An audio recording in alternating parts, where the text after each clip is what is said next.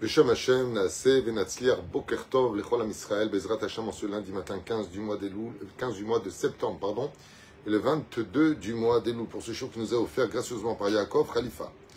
Pour la Refouach Lema, très vite, de son oncle, Reuven Max Ben Mesaouda, Anna El Narefanalo, Anna El Narefanalo, on rajoutera avec sa permission, Shalom Ben Nissim Ayakar, un homme plein d'amour, donc de gentillesse, et toujours de bonne humeur, qu'il puisse vivre en bonne santé, Alma Besrim Shana, et Esrim Shana, et aussi pour la libération de tous nos otages, tous les malades, tous les blessés d'Israël, la protection de Shalkol Chaylenou, que la Géoula puisse, avec l'aide d'Hachem, nous délivrer des forces du mal, et nous apporter la paix, la joie, et la Géoula pour tout le peuple d'Israël. Merci aussi au Rav Tweet pour tous ces cours qui nous permettent d'étudier chaque jour. Merci à vous d'exister, car sans vous, je ne serais pas là. On aura une pensée aujourd'hui pour un géant qui a marqué pendant son titre de grand rabbin de France, et même après, le Rav Yosef Sitruk, en ce 22 du mois d'Elul, Rav Yosef Chaim Sitruk, Zecher Tzadik, Vekadosh Ibracha, Sruto Egalanu, Al-Kol Am Israël, pour qui on aura une grande pensée, Bezrat Hashem, d'allumer des bougies, de faire des télim aussi pour lui, une pensée, comme il a demandé, Bezrat Hashem, pour tous nos chayalim, nos otages, et surtout, pour ce jour qui est dédié pour Reuven Max Ben Mesaouda. Il semble que cette étude vous apporte le meilleur des médicaments.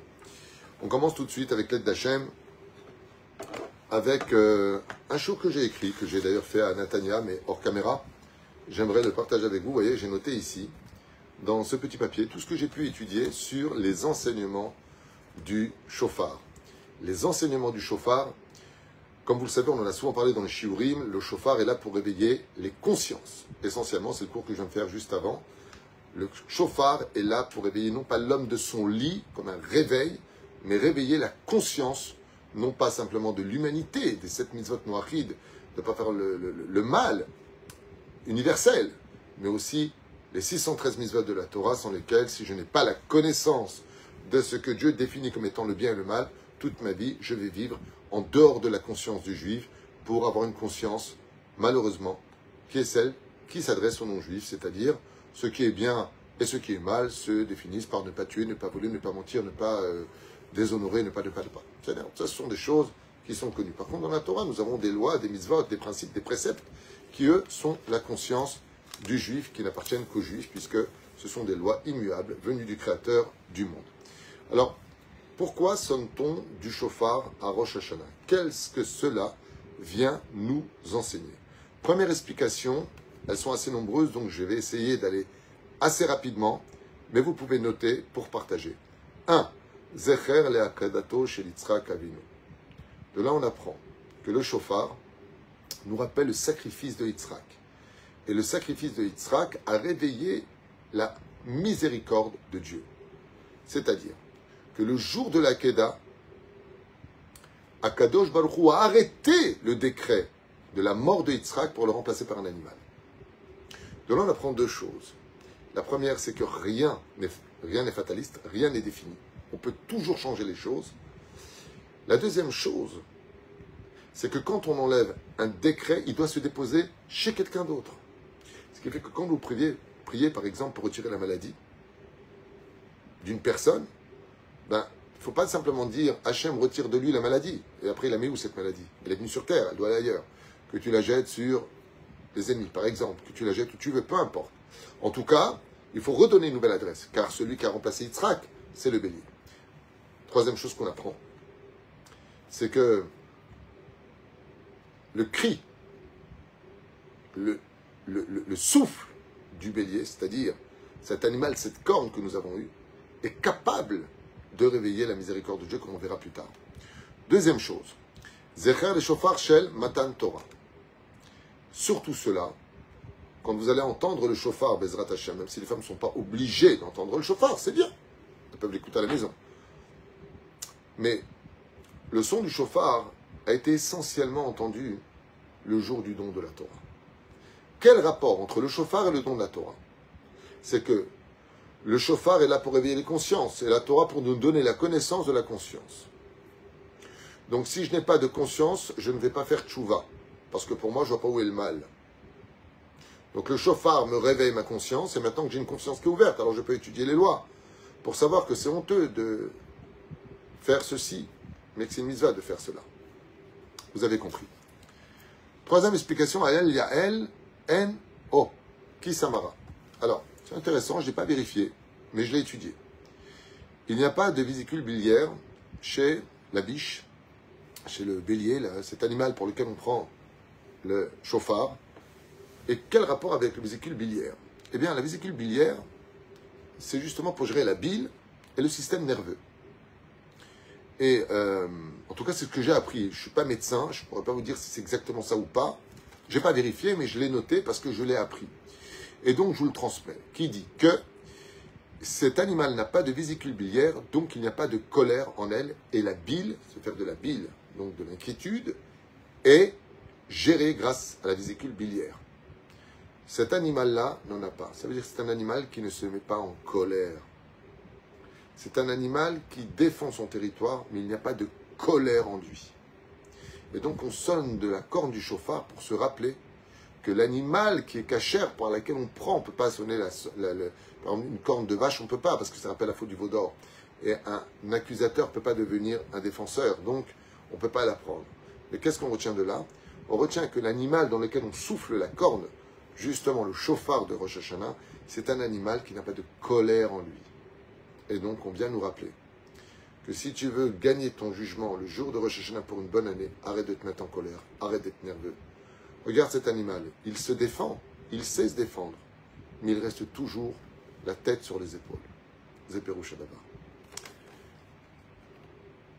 Quatrième explication. Ashofar ba michayot shel emet velo kemo ha'adam. Alors cette explication-là, je l'adore. C'est une de mes préférées. L'homme a pour nature de toujours se plaindre et toujours d'exagérer. L'homme est menteur, de façon générale. Il va toujours exagérer. Tout est bien dans un hôtel, il revient, il y a un truc qui n'est pas, ouais, il est bidon l'hôtel. Tu as une super école, ton fils, il se comporte mal, il est renvoyé, de toute façon, elle est naze, cette école. On peut pas on peut pas faire confiance en l'homme. Et la Torah le vit à un tel degré qu'elle te dit que si tu n'as pas un témoignage de 2 à 3 témoins, n'écoute pas ce qu'on te dit. Ne prends pas le son de cloche d'une personne parce qu'elle n'est jamais réellement objective. Par contre, l'animal, lui, il est 100% émette et que quand lui, il pleure, c'est parce qu'il a les crocs du lion dans sa gorge ou le loup dans sa gorge. Un animal ne se plaint jamais pour rien. Quand il a faim, c'est parce que vraiment il a faim. Quand il n'a pas, c'est parce que vraiment il n'a pas. Et donc, il représente la vérité. Et le jour de Rosh Hashanah, il est préférable de faire entendre le son par le couloir d'un animal de vérité, non pas par celui de l'homme, qui de toute façon, quoi qu'on lui donne, ne sait jamais ce qu'il faut. Cinquième explication, Vaishma Yetro. Le shofar représente celui qui sait écouter. L'ishma kol shofar. Nous avons 2 mitzvot pour la shmiya dans le judaïsme. L'ishma Megillah, d'écouter la Megillah d'Esther. Donc le nom du génie n'apparaît pas, c'est à toi de le déceler en écoutant. Et la deuxième mitzvah, c'est l'ishmoa kol shofar, d'écouter le son du shofar. Vaishma Yitro, pour t'appeler et te rappeler qu'avant de commencer à parler sur les principes de la teshuva, tel comment tu vois le monde, comment toi tu analyses les choses, d'abord écoute ce que te dit la Torah, et seulement après tu pourras commencer à donner ton avis. Chen veishma kol shofar. Le shofar est un appareil qu'on peut entendre. Zéperouche d'abord. Sixième explication, shofar me'orer et plev et leyom adin bezrat Hashem. Alors il dit ici quelque chose de très intéressant, c'est que le shofar est capable de réveiller la pitié de Dieu sur la justice de Dieu. C'est fait que quand Dieu vient nous juger Rosh Hashanah, il est din, Hashem wa Elokim, c'est midat adin, Ezo le cherev, Ezo le rav, Ezo le shalom, qui va vivre, qui va pas vivre, quel pays va rentrer en guerre, quel pays ne va pas rentrer en guerre, qui va être sauvé, qui va être... Tout va être décidé à Rosh Hashanah, pour les juifs et les non-juifs. Alors pour cela, on va sonner du shofar. Et le son du shofar va rappeler un petit peu, comme on le voyait dans les familles, je parle de ce que j'ai connu, mais c'est dans toutes les familles. Vous savez, quand le père se met en colère contre le fils, après tu as la maman qui vient et qui calme le père en lui caressant le torse. C'est pas grave, crie pas, tu vas t'énerver, c'est pas bon pour ta santé, tu vas finir par le frapper, j'ai peur. Cette main qui se pose sur la torse du créateur du monde de façon imagée, c'est le son du shofar. Qui dit à que attends Hachem, En Israël, regarde, depuis tout seul, 2000 ans, ils souffrent, il n'y a pas de Beth Amikdash, on n'a plus de guide aujourd'hui, on est situation cachée, on a eu le 7 octobre, on est détesté dans le monde entier. Hachem, calme la justice. Un peu de pitié, attends un peu. Le chauffard, c'est la maman qui vient calmer le roi. Septième explication, Zecher, les Géoula, Atidaliot, Teka, Beshofar Gadol, Lecheruten. Les âmes nous disent que le chauffard réveille l'espoir de la Géoula. Car à la fin des temps, il y aura un grand chauffard universel pendant 3 jours. Le prophète lui viendra nous annoncer, Bezrat Hashem, le venu du Mashiach. Et ainsi donc viendra un grand chauffard qui sera entendu par toute l'humanité. Ce qui fait que le jour de Rosh Hashanah, quand on entend le chauffard, on dit que même s'il y a des xérot kashot, Hazve Shalom, même s'il y a des bons décrets, quoi qu'il arrive, en entendant le chauffard dans toutes les synagogues, on se rappelle que viendra un moment où les souffrances vont enfin cesser définitivement pour laisser place au bonheur et un sourire qui ne disparaîtra plus jamais d'aucun visage du peuple d'Israël. Comme j'ai tellement l'habitude de le rappeler, car c'est tellement proche. On avance. 8e. Shofar Morer Tshuva Shel Bechi Betikva. Le chauffard, pour pouvoir le sonner, il vient du ventre, il faut avoir du souffle, il faut bien connaître. Il rappelle l'espoir. Et la reine, quand tu viens pour parler à Hachem, tu as des mots qui sortent de ta bouche, mais ce qui vient de ton cœur. C'est pour ça que le chauffard représente le côté gauche du cœur, celui où il y a le Yetzerara. Fais taire ton Yetzerara et fais sortir de lui le souffle de l'espoir. Ça s'appelle le son du chauffard. On continue. Il y a dit à la Melech Kadosh. Le chauffard, tout comme on annonce le roi quand il vient, on sonne les trompettes. Dans le cas de Dieu, on sonne du chauffard. Le chauffard vient rappeler à toute l'humanité, et surtout au peuple d'Israël, que Dieu est roi. Et l'annonce du roi se fait par le son du chauffard. Si les enfants d'Israël savaient qu'au moment du son du chauffard, le jour de Rosh Hashanah, ce qui se passe dans le ciel, nous tremblerions de peur et d'amour pour Dieu. Pourquoi? Parce que le chauffard annonce Hamelech HaKadosh, le roi qui est saint. Ve'en ro'e ra'a be'Israël. Et quand on sonne du chauffard, le roi des rois ne voit plus aucun défaut dans les enfants d'Israël. Ve'na'asa bayom hazeh melech al kol ha'olam kulo birvodo. Car en ce jour-là, nous remettons la couronne roi des rois, celui qui dirige le monde, et on réalise dans la conscience que le monde n'a pas été abandonné, le jour du jugement. Ensuite, Zecher le Korban Bet Amikdash. Alors c'est très intéressant. Les Korban Bet Amikdash. Le chauffard, c'est un midrash que j'ai lu qui dit qu'il rappelle la perte des 2 temples. Pourquoi? Parce que ce qui paraît la perte des 2 temples, à l'époque de Nabuchodonosor, premier temple, Titus, deuxième temple, ils ont fait sonner du chauffard à l'intérieur des ruines du Bet Amikdash. Et quand on sonne du chauffard, on dit à Hachem, rappelle-toi du chauffard qui a été sonné. Quand le Bet Amikdash a été détruit, peut-être que tu le reconstruis. C'est comme quelqu'un qui avait une maison, il peut la reconstruire. Il a laissé tomber pour l'instant parce que c'était encore trop loin. Et passe devant une maison qui lui rappelle la maison qu'il avait. Alors il va vite la reconstruire. Ensuite, dans le Teilim, même Zayn, il est marqué Allah Elohim bitroa Adonai bekol shofar. Comme on le dit d'ailleurs dans le Teilim du jeudi matin, Ki chok l'Elohim hu. Pourquoi on sonne du chauffard? La plus belle explication, la plus puissante, parce que c'est une règle, une loi.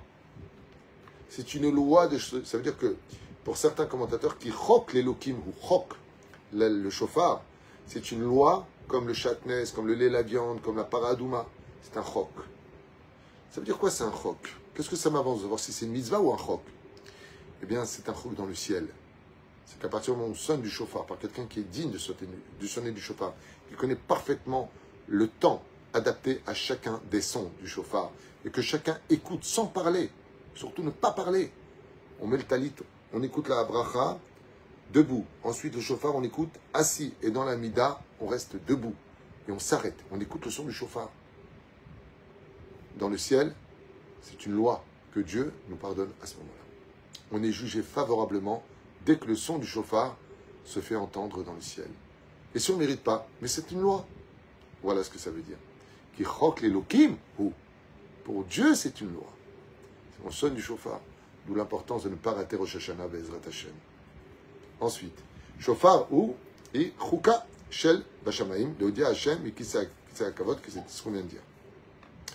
Et donc, encore un point très important à retenir sur cet extraordinaire partage de connaissances sur le shofar, deux choses à retenir. C'est que le shofar, c'est un doute une corne qui n'a aucune signification pendant toute l'année. Un shofar n'a aucune valeur. Tu peux sonner du shofar pendant toute l'année. Aucune valeur. Il y a un minhag de sonner du shofar quand on enterre quelqu'un pour éveiller justement la pitié dans le ciel parce que cette personne maintenant va monter devant son Rosh Hashanah, il va être jugé. Mais ce qu'il y a de merveilleux à retenir, chers amis, c'est que le shofar, il vient nous apprendre une chose. Des fois, il y a des juifs qui sont vraiment très simples. On ne voit pas à quoi ils servent. Toute l'année, on ne voit pas à quoi ils servent. Et voilà, ils sont là. Mais le shofar vient nous apprendre qu'un juif est comparé au shofar. Ça veut dire quoi? Même si tu crois qu'un juif, il ne sert à rien, même s'il ne fait pas Torah mitzvot, pourquoi tu es venu?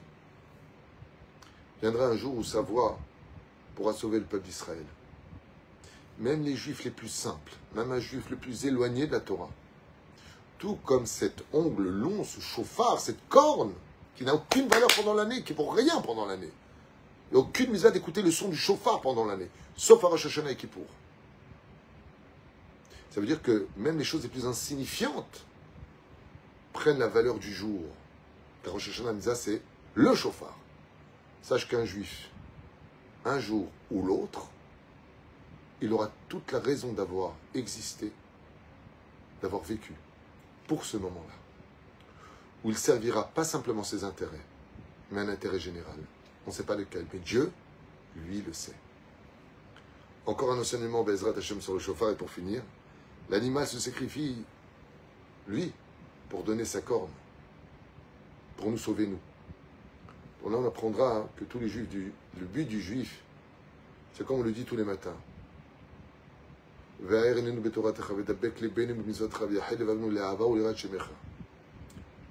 L'ilmod ou l'elamed. L'ishmor velasot.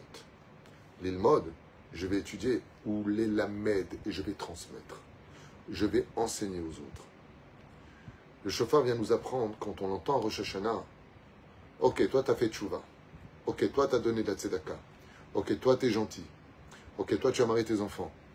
Tu as fait quelque chose pour marier les enfants des autres. Tu as fait quelque chose pour être là pour les autres. Quand on entend le chauffard, on voit ce chauffard et on l'entend. Il vient bien d'un animal qui lui s'est sacrifié pour qu'on l'entende. Combien tu t'es sacrifié pour tes frères juifs dans ton existence personnelle? Il y a encore tellement de choses à dire. On le dit Ben Ishraï, à propos des lois du chauffard.